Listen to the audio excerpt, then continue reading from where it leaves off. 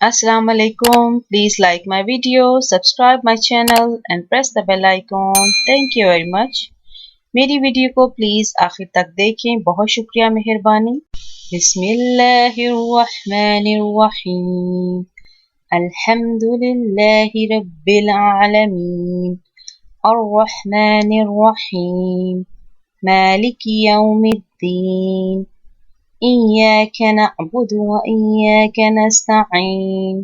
اهدنا الصراط المستقيم صراط الذين أنعمت عليهم غير المغضوب عليهم ولا الضالين آمین۔ سورہ فاتحہ۔ سورہ فاتحہ کو سبع مثانی کہا جاتا ہے اور قرآن مجید میں آیا ہے۔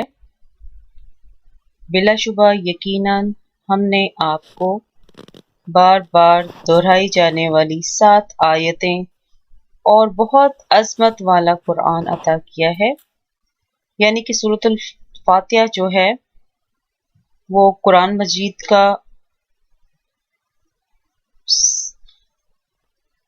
اور سب سے زیادہ دہرائی جانے والی سورت ہے، اور ہر نماز میں ہم اس کا بیشتر حصہ جو ہے بار بار دہراتے ہیں۔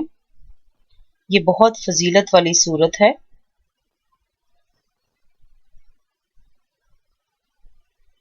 قرآن کا اور کوئی حصہ اتنا نہیں پڑھا جاتا جتنا کہ سورت فاتحہ کا حصہ پڑھا جاتا ہے، اور اسے سبع مثانی اسی لیے کہا جاتا ہے کہ دہرائی جانے والی یہ 7 آیات ہیں جو بار بار دہرائی جاتی ہیں۔ اور رسول اللہ صلی اللہ علیہ وسلم نے فرمایا ہے کہ اللہ تعالیٰ نے سورۃ فاتحہ یعنی ام القرآن جیسی آیات جو ہیں، نہ وہ تورات میں، نہ زبور میں، نہ انجیل میں یہ آیات نازل ہوئی ہیں، بلکہ یہ صرف قرآن مجید میں اتاری گئی ہیں، اور یہی سبع مثانی ہیں۔ اور اللہ تعالیٰ یہ فرماتے ہیں کہ یہ سورت جو ہے میرے اور میرے بندے کے درمیان تقسیم شدہ ہے، اور بندے کو وہی ملتا ہے جو وہ مانگتا ہے۔ اور تقسیم شدہ اس لیے اسی کہا گیا ہے کہ اس سے ریلیٹڈ ایک حدیث ہے، ابو ہریرہ سے روایت ہے۔ وہ فرماتے ہیں نبی صلی اللہ علیہ وسلم نے فرمایا کہ جس نے کوئی بھی نماز پڑھی اور اس نے ام القرآن یعنی سورہ فاتحہ کی کوئی آیت یعنی تلاوت نہ کی، اور یہ جو ہے 3 مرتبہ انہوں نے فرمایا، یعنی جس نے سورہ فاتحہ کی تلاوت نہیں کی اس کی نماز ناقص ہو گئی۔ سبحان اللہ، کتنی خوبصورت حدیث ہے۔ اور حضرت ابو ہریرہ نے اسی مقام پر فرمایا کہ ہم تو امام کے پیچھے ہوتے ہیں، ہم کیسے پڑھ سکتے ہیں؟ تو نبی صلی اللہ علیہ وسلم نے فرمایا آپ دل ہی دل میں اس کو دہرایا کریں، اس کو چھوڑنا نہیں۔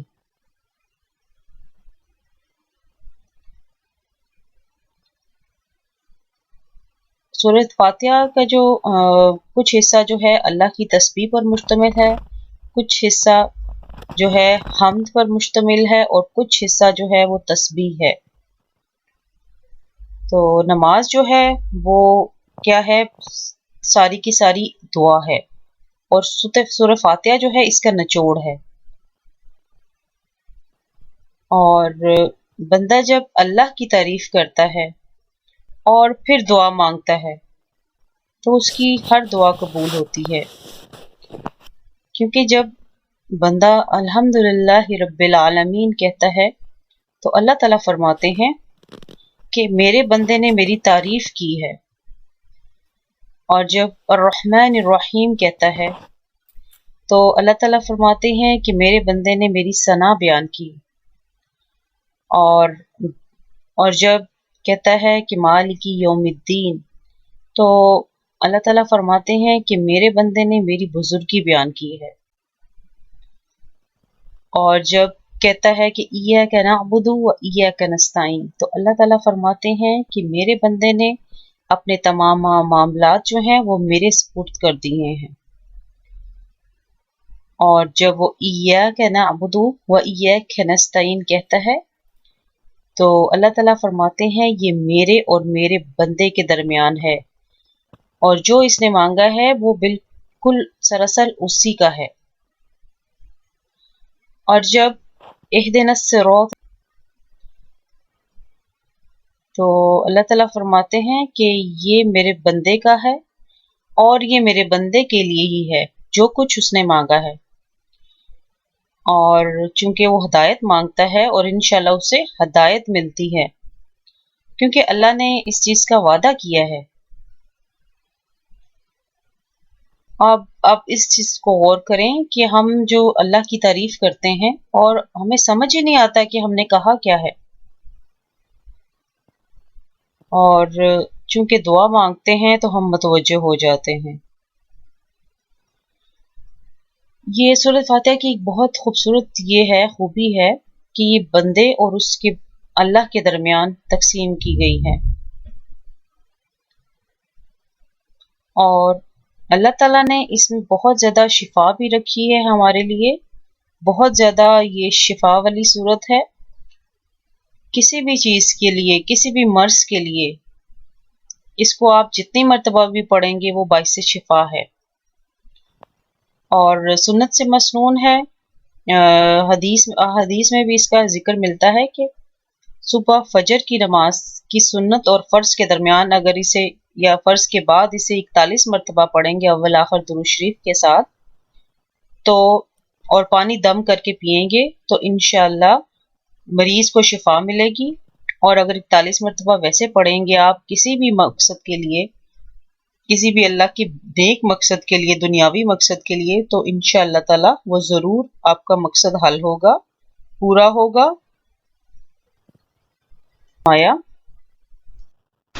سورہ فاتحہ کی جو قرات ہے، تلاوت ہے، وہ کس طرح کی جانی چاہیے، اس کا طریقہ ہے اس کی ایک ایک آیت کو، ایک ایک لفظ کو وقف کر کر کے پڑھنا، یعنی ہر آیت کو وقف کر کے پڑھنا اور ٹھہر ٹھہر کے ادا کرنا،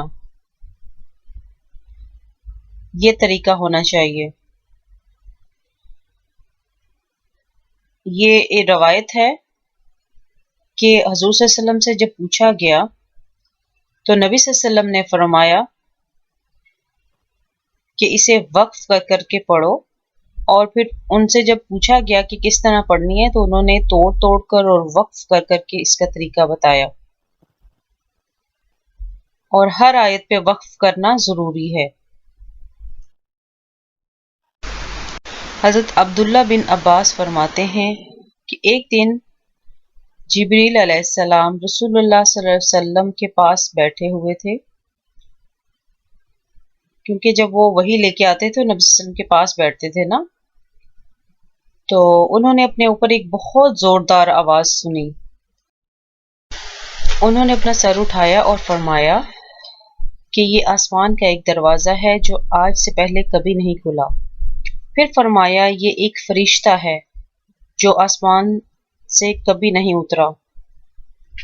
پھر اس فرشتے نے نبی کریم صلی اللہ علیہ وسلم کو فرمایا اور انہیں 2 نوروں کی خوشخبری دی اور کہا یہ 2 نور صرف آپ ہی کو دیے جا رہے ہیں، آپ سے پہلے کسی نبی کو نہیں دیے گئے، ایک سورہ فاتحہ نور اور دوسرا سورۃ البقرہ کی آخری 2 آیات آمن الرسول یعنی۔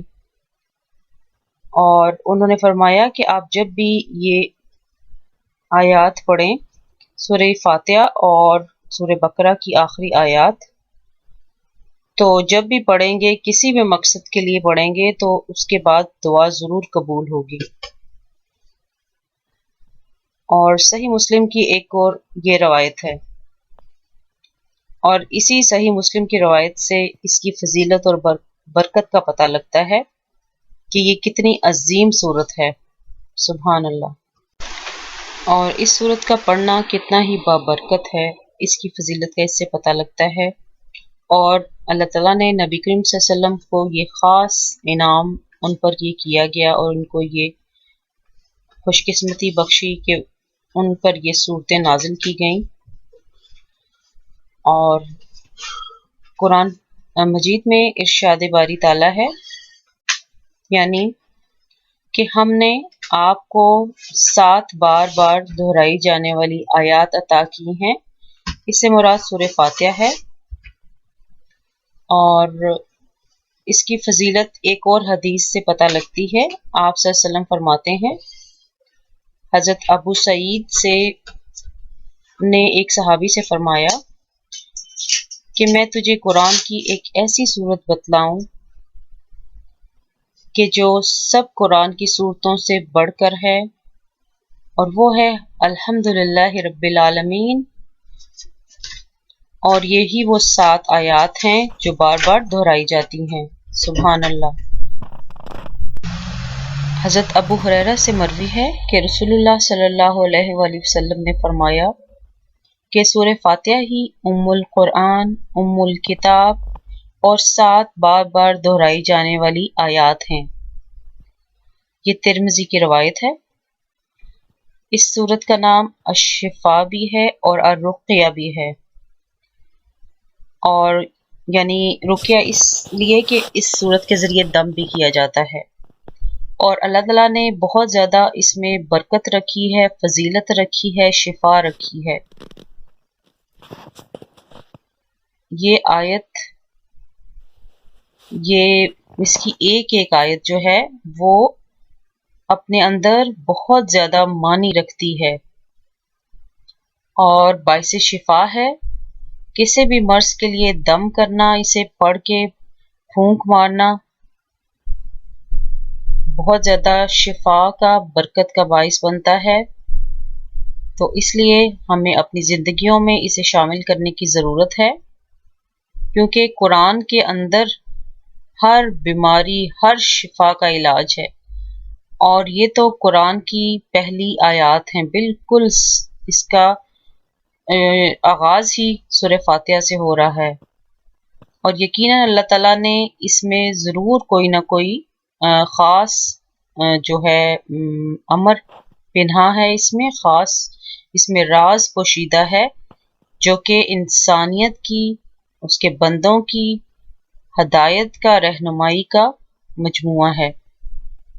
تو انشاءاللہ ہمیں کوشش کرنی ہے کہ ہم اس صورت سے، اس پیاری خوبصورت جو بار بار ہر نماز میں دہرائی جانے والی آیات ہیں، اس سے انشاءاللہ ہم نے بہت زیادہ اجر کمانا ہے، بہت زیادہ فائدہ اٹھانا ہے انشاءاللہ، اور اپنی زندگیوں میں اسے بہت زیادہ شامل کرنا ہے، اور اسی سے انشاءاللہ اسی میں ہم نے شفا ڈھونڈنی ہے۔ تو اللہ تعالیٰ ہمیں اس کو صحیح طریقے سے، درست طریقے سے پڑھنے کی اور ان آیات پر عمل کرنے کی توفیق عطا فرمائے، کیونکہ ان آیات کے اندر ہی ہدایت بھی پوشیدہ ہے اور رہنمائی بھی ہے ہمارے لیے۔ تو اللہ تعالیٰ آپ کا اس کو سننا اور اس پر عمل کرنا قبول فرمائے، اور اس کا ذریعہ بنائے کہ ہم یہ دوسروں تک پیغام پہنچائیں، اور میری اس ویڈیو کو دوسروں تک پھیلانے میں میری مدد کریں، جو کہ آپ کے لیے بھی صدقہ جاریہ بنے گا انشاءاللہ، ہم سب کے لیے صدقہ جاریہ کا یہ باعث بنے گا۔ اپنا بہت خیال رکھیں، مجھے اپنی دعاؤں میں یاد رکھیں۔ اللہ تعالیٰ ہم سب کو اپنی حفاظت، عافیت، اپنے فضل، کرم اور رحمت کے سائے میں رکھے، اور اللہ تعالیٰ ہمیں کسی کا محتاج نہ کرے، اپنے علاوہ اللہ تعالیٰ ہمیں کسی کا محتاج نہ کرے، اور ہمیں ان آیات پر غور و فکر اور عمل کی توفیق عطا فرمائے۔ آمین۔ السلام علیکم ورحمۃ اللہ وبرکاتہ۔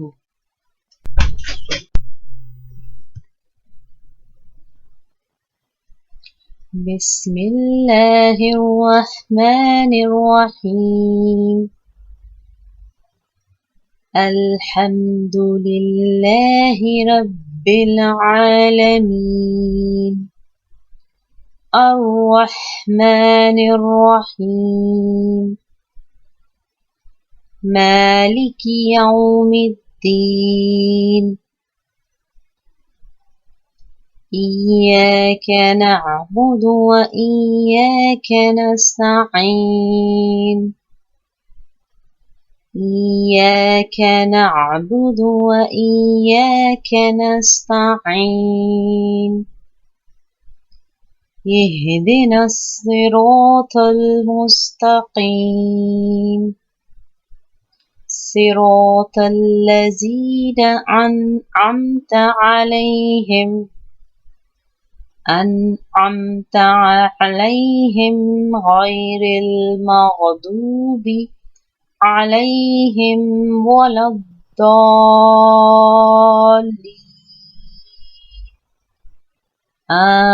آمين سبحان الله وبحمده عدد خلقه ورضا نفسه وزنة عرشه ومداد كلماته سبحان الله وبحمده سبحان الله العظيم لا إله إلا الله وحده لا شريك له لا إله إلا الله وحده لا شريك له وأشهد أن محمدا عبده ورسوله الله أكبر الله أكبر لا إله إلا الله الله أكبر الله أكبر ولله الحمد الله أكبر كبيرا والحمد